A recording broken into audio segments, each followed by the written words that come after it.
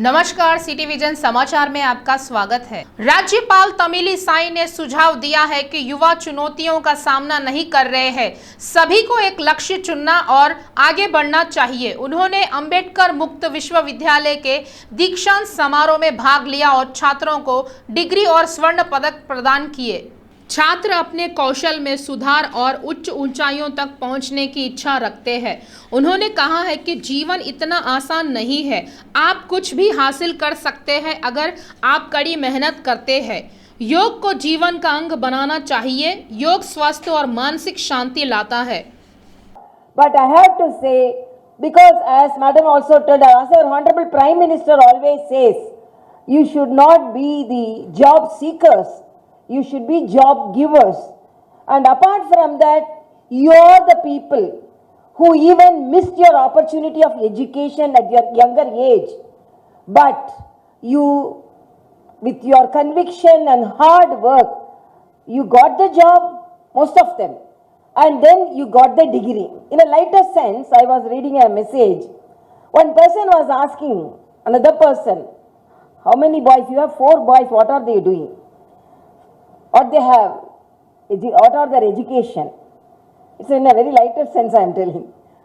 Then that other person told, first person is a BA, second person is an MBA, third person is an MCom, fourth person is a thief.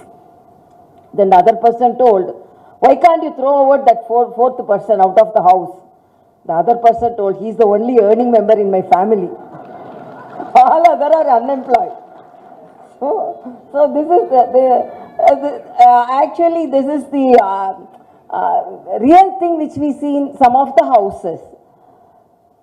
So I appreciate you because as I went to the army school, they got selected for their duty to save the country, and then they are fulfilling that desire to continue their education. TRS party के कार्यकारी अध्यक्ष KTR ने तेलंगाना विचारक और आंदोलन प्रेरणा professor Jaishankar की जयंती के अवसर पर श्रद्धांजलि दी। केटीआर ने ट्वीट किया, तेलंगाना एक सांस है, तेलंगाना एक ध्यान है। आपने जो जीवन जिया है वह महान है। स्वराष्ट्र में तेलंगाना की प्रगति के साक्षी के रूप में हमारी श्रद्धांजलि आपको है। जोहर। प्रोफेसर केटीआर ने एक और ट्वीट करते हुए कहा है कि जयशंकर सर के साथ ली गई कुछ तस्वीरों में से यह मेरी पसंदीदा तस्वीर है। 29 नवंबर 2009 को अलुगानूर में केसीआर की गिरफ्तारी के बाद जयशंकर सर मैं सीधे हनुमकोंडा में उनके घर पहुंचा। अगले दिन प्रोफेसर को गिरफ्तार कर खंबम जेल ले जाया गया और मुझे वरंगल जेल ले जाया गया। केटीआर ने अपने ट्वीट में कहा। तेलंगाना योजना आयोग के उपाध्यक्ष विनोद कुमार ने कहा है कि जयशंकर सर एक ऐसे व्यक्ति थे जिन्होंने तेलंगाना के लिए आखिरी क्षण तक संघर्ष किया। उन्होंने याद दिलाया कि तेलंगाना के साथ हुए अन्याय के खिलाफ उन्होंने लड़ाई लड़ी। जयशंकर सर की जयंती के अवसर पर तेलंगाना भवन में उनके चित्र पर पुष्प वर्षा कर श्रद्धांजलि दी गई। उन्होंने कहा है कि तेलंगाना में नक्सलियों के नाम पर कई लोगों की हत्या के कई मामले हैं। विनोद कुमार ने जयशंकर की प्रशंसा एक महान नेता के रूप में की, जिन्होंने पानी, धन और नियुक्तियों के बारे में कहा कि तेलंगाना के साथ अन्याय हो रहा है। विनोद कुमार ने बताया कि जयशंकर ने केसीआर के साथ मिलकर राज्य के लिए लड़ाई लड़ी और तेलंगाना को कार्यकर्ताओं के बड़े पैमाने पर आंदोलन ने तैयार किया। इस अवसर पर गृह मंत्री महमूद अली, योजना आयोग के उपाध्यक्ष विनोद कुमार, विधायक दाना नागेंद्र, मंगंटी गोपीनाथ, लक्ष्मी रेड्डी, मेयर गढ़वाल विजयलक्ष्मी, निगम अध्यक्ष राजीव सागर, गज्जेला नागेश, पूर्व एमएलसी श्रीनिवास रेड्डी, पूर्व मेयर बंटू राम मोहन सहित अन्य ने पुष्पांजलि अर्पित की। गृह मंत्री महमूद अली ने कहा है कि जयशंकर सर वह व्यक्ति थे जो बचपन से ही तेलंगाना राज्य के गठन की कामना करते थे। उन्होंने याद दिलाया कि प्रोफेसर जयशंकर ने तेलंगाना को लेकर कई मुद्दों पर सीएम केसीआर को सलाह दी थी। उन्हें तेलंगाना राज्य के गठन की आवश्यकता के बारे में लोगों को जागरूक करने वाले व्यक्ति के रूप में जाना जाता है। जयशंकर सर जयंती तेलंगाना भवन में मनाई गई। इस मौके पर गृह मंत्री महमूद अली ने जयशंकर की प्रतिमा पर पुष्पांजलि अर्पित की। तेलंगाना के साथ हो रहे अन्याय के बारे में बताते हुए मंत्री इंद्रकरण रेड्डी ने कहा है कि जयशंकर एक महान व्यक्ति थे जिन्होंने तेलंगाना की विचारधारा के विस्तार के लिए अपनी जान दे दी। प्रोफेसर जयशंकर की 88वीं जयंती के अवसर पर उन्होंने निर्मल कस्बे में जयशंकर की प्रतिमा पर श्रद्धांजलि अर्पित की। जयशंकर सर ने कहा है कि वह हमेशा तेलंगाना समाज के लिए प्रेरणा बने रहेंगे। उन्होंने कहा है कि राज्य के लिए जयशंकर की सेवाएं यादगार है। व्यवसाय विश्वविद्यालय का नाम प्रोफेसर जयशंकर के नाम पर रखा गया है। वित्त मंत्री हरीश राव ने कहा है कि पहले राज्य के लोग रोजी रोटी के लिए दूसरे इलाकों में जाते थे, लेकिन अब स्थिति बदल चुकी है। हरीश राव ने हैदराबाद में यात्री ट्रैवल ऑपरेटरों द्वारा आयोजित एक कार्यक्रम में मुख्य अतिथि थे। एक्सपो में आयोजित बसों का निरीक्षण किया जाएगा और यात्रा संचालकों की समस्याओं का समाधान किया जाएगा। ट्रैवल ऑपरेटरों ने वादा किया है कि अगर उनकी कंपनियां यहां स्थापित होती है तो सभी सुविधाएं मुहैया कराई जाएगी। हाईटेक्स प्रदर्शनी सेंटर में आयोजित इस एक्सपो में देश भर में करीब 4000 यात्री ट्रैवल ऑपरेटरों ने हिस्सा लिया। जो भी इश्यूज है in the interest of the industry and in the interest of the government, definitely we will conduct a high level meeting and I will take the responsibility to resolve the issues. Telangana is the only state which supplies 24/7 quality power to every consumer of the state. यहाँ पर कोई बिजली का cutting नहीं होता है। बोलो तो नॉट ओनली फॉर डोमेस्टिक, हम किसानों को देते हैं, इंडस्ट्री को देते हैं, घरों को भी 24 घंटा पूरी 365 days we deliver quality power. जब तेलंगाना स्टेट वाज फॉर्म्ड, हमारे पास तो 3 दिन इंडस्ट्री का पावर हॉलीडे था। जब तेलंगाना बने थे, घरों में 6 घंटा बिजली का कट था। जब तेलंगाना बना था, किसानों को तो 5-6 घंटा बिजली मिलता था। लेकिन आज तेलंगाना में या किसान या घर या इंडस्ट्री या कोई भी होने दो, हर कंज्यूमर को 24 घंटा करंट मिलता है। There are no power cuts. Telangana में तो कहीं जनरेटर नहीं है, कहीं कन्वर्टर नहीं है, कहीं इन्वर्टर नहीं है। विधान परिषद के सभापति गुत्ता सुखेंदर रेड्डी ने हैदराबाद में विधायक जीवन रेड्डी से मुलाकात की। विधान परिषद के सभापति गुत्ता सुखेंदर ने विधायक जीवन रेड्डी की हत्या के प्रयास की निंदा की। परिषद के अध्यक्ष गुत्ता सुखेंदर रेड्डी बंजारा हिल्स में विधायक जीवन रेड्डी के आवास पर गए। घटना की पूरी जानकारी मांगी गई है। गुत्ता सुखेंदर रेड्डी ने कहा है कि लोकतंत्र में ऐसी साजिशों के लिए कोई जगह नहीं है। आरोपियों के खिलाफ सख्त कानूनी कार्रवाई की जाएगी। उन्होंने विधायक जीवन रेड्डी के परिवार से मुलाकात की और उन्हें बहादुर बनने को कहा। तेलंगाना प्रदेश भाजपा अध्यक्ष बंडी संजय ने अपनी पद यात्रा में विराम की घोषणा की और दिल्ली के लिए रवाना हो गए। वह उपराष्ट्रपति चुनाव में अपने मताधिकार का प्रयोग करेंगे। अपने दिल्ली दौरे के दौरान उनके भाजपा के राष्ट्रीय अध्यक्ष जेपी नड्डा और केंद्रीय गृह मंत्री अमित शाह से मिलने की संभावना है। ऐसा लगता है दोनों इस महीने की 21 तारीख को मुनुगोडु में जनसभा और पद यात्रा की समाप्ति पर कोमट रेड्डी राजगोपाल रेड्डी आमंत्रित करेंगे। कोमट रेड्डी राजगोपाल रेड्डी के विधायक पद और कांग्रेस पार्टी से इस्तीफे के मद्देनजर मुनुगोडु में उपचुनाव होना तय है। वह भाजपा के शीर्ष नेताओं को राज्य के राजनीतिक घटनाक्रम के बारे में बताएंगे। स्वतंत्रता समारोह के 75वें वर्ष होने के उपलक्ष्य में ग्रेटर हैदराबाद नगर निगम GHMC ने शहर के विभिन्न हिस्सों में 75 खाली प्लॉट को फ्रीडम पार्क के रूप में विकसित करने का निर्णय लिया है। इसके लिए जगहों की पहचान कर ली गई है।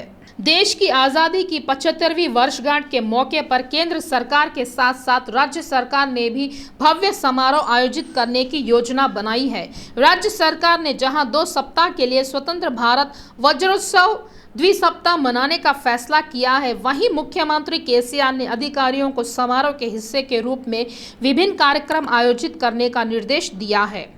इसी क्रम में GHMC ने फ्रीडम पार्क विकसित करने की योजना बनाई है।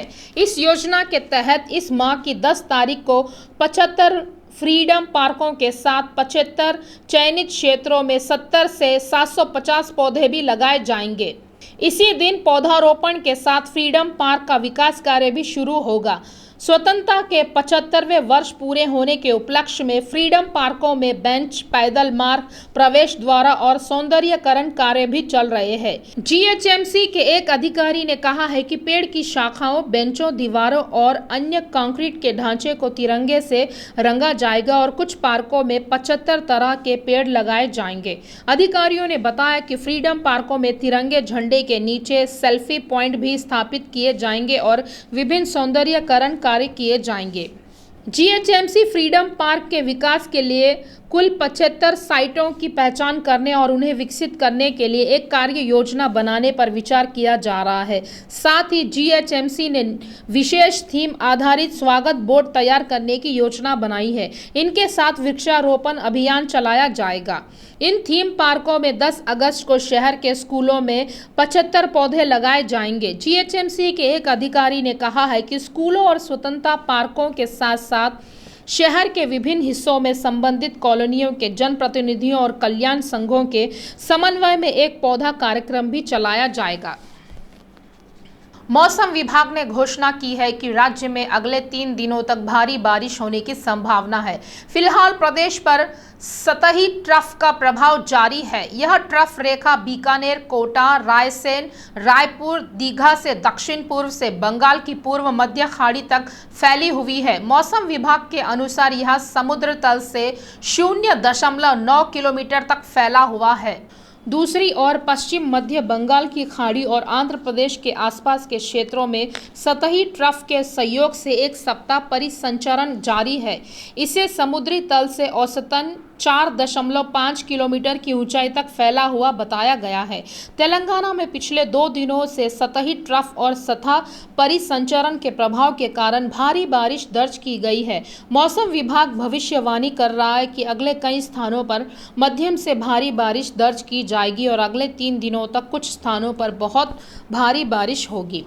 मौसम विभाग पूर्वानुमान लगा रहा है कि रविवार की सुबह पश्चिमोत्तर बंगाल की खाड़ी और उसके आसपास के इलाकों में कम दबाव का क्षेत्र बनने की संभावना है। उत्तर पश्चिम बंगाल की खाड़ी में कम दबाव का क्षेत्र बनेगा। इस कम दबाव के प्रभाव से राज्य में बारिश और तेज होने की संभावना है। देश में अभी भी कोरोना का फैलाव जारी है। 3 दिन से यहाँ वहाँ से 20,000 मामले सामने आ रहे हैं। पिछले 24 घंटे में 19,406 पॉजिटिव केस सामने आए हैं। पिछले एक की तुलना में 571 मामले कम हुए हैं। 38 नए लोगों की मौत वायरस से हुई। वहीं 19,928 लोग इस वायरस से उबर चुके हैं। देश में फिलहाल 1,34,793 एक्टिव केस है। सक्रिय दर 0.31% है। देश भर में 4,34,65,552 लोग इस वायरस से उबर चुके हैं। रिकवरी रेट 98.50% दर्ज किया गया है। कोरोना से अब तक 5,26,649 लोगों की मौत हो चुकी है। मृत्यु दर 1.19% है। देश के 16वें उपराष्ट्रपति के चुनाव के लिए आज मतदान शुरू हो गया है। संसद भवन में सुबह 10 बजे मतदान शुरू हुआ और शाम को समाप्त हुआ। पश्चिम बंगाल के पूर्व राज्यपाल जगदीप धनखड़ और पूर्व केंद्रीय मंत्री मार्गरेट अल्वा इस पद के लिए चुनाव लड़ रहे हैं। प्रधानमंत्री मोदी, केंद्रीय मंत्री जितेंद्र सिंह, अश्विनी वैष्णव और अन्य ने पहले घंटों में मतदान के अपने अधिकार का प्रयोग किया। लोकसभा के 543 सदस्यों और राज्यसभा के 245 सदस्यों ने मतदान किया। वर्तमान उपराष्ट्रपति एम वेंकैया नायडू का कार्यकाल 10 अगस्त को समाप्त होगा। नवनिर्वाचित उपराष्ट्रपति 11 तारीख को शपथ लेंगे। चूंकि संसद का सत्र 12 तारीख तक चलेगा, इसीलिए नए उपराष्ट्रपति के अंतिम दिन सभापति की हैसियत से राज्यसभा की अध्यक्षता करने की संभावना है। आजादी का अमृत महोत्सव के तहत दिल्ली में बड़े पैमाने पर दोपहिया रैली का आयोजन किया गया। प्रधानमंत्री नरेंद्र मोदी ने देश की जनता से आजादी के 75वें साल पूरे होने को उत्सव के रूप में मनाने का आह्वान किया है। प्रधानमंत्री के आह्वान पर लोगों में जागरूकता लाने के लिए सिख संगठन के नेतृत्व में 750 मोटर बाइकों से 2 पहिया रैली का आयोजन किया गया। केंद्रीय पर्यटन मंत्री जी किशन रेड्डी ने इस रैली को हरी झंडी दिखाकर रवाना किया। उन्होंने खुद भी रैली में हिस्सा लिया। उन्होंने देश के सभी लोगों से आज़ादी का अमृत महोत्सव में भाग लेने का आह्वान किया। सब्सिडी वाली यात्राओं के कई वर्गों को अलग अलग कर चुका रेल विभाग सामान्य यात्राओं पर भी बोझ डालने की कोशिश कर रहा है। इसके तहत रेलवे अधिकारियों की ओर से कई ट्रेनों में डायनेमिक फेयर की व्यवस्था लागू करने के प्रयास शुरू कर दिए गए हैं। वर्तमान में दक्षिण मध्य रेलवे जोन में यह व्यवस्था केवल 3 ट्रेनों में लागू है। इसे अन्य ट्रेनों में विस्तारित करने का प्रयास किया जा रहा है। इस उद्देश्य के लिए दक्षिण मध्य रेलवे के अधिकारी उन ट्रेनों का अध्ययन कर रहे हैं जिनकी प्रतीक्षा सूची लंबी है और कई दिनों से पहले आरक्षण समाप्त हो गया है। इन विवरणों के आधार पर किन ट्रेनों में डायनेमिक टिकट प्रणाली लागू की जाए, इस पर अंतिम निर्णय लेना संभव होगा। पहले ही रेल विभाग का कहना है कि यह नीति सिर्फ उनके लिए है जो तत्काल यात्रा करते हैं। विशेषज्ञों का कहना है कि असली मकसद टिकट के जरिए राजस्व बढ़ाना है। डायनेमिक फेयर ट्रेनों में केवल पहले 10% टिकट के लिए आधार मूल्य है। उसके बाद प्रत्येक 10% टिकट के लिए शुल्क में 10% की वृद्धि होगी। ये थे अब तक के ताज़ा समाचार। आगे के ताज़ा समाचारों के लिए देखते रहिए सिटी विजन लाइव।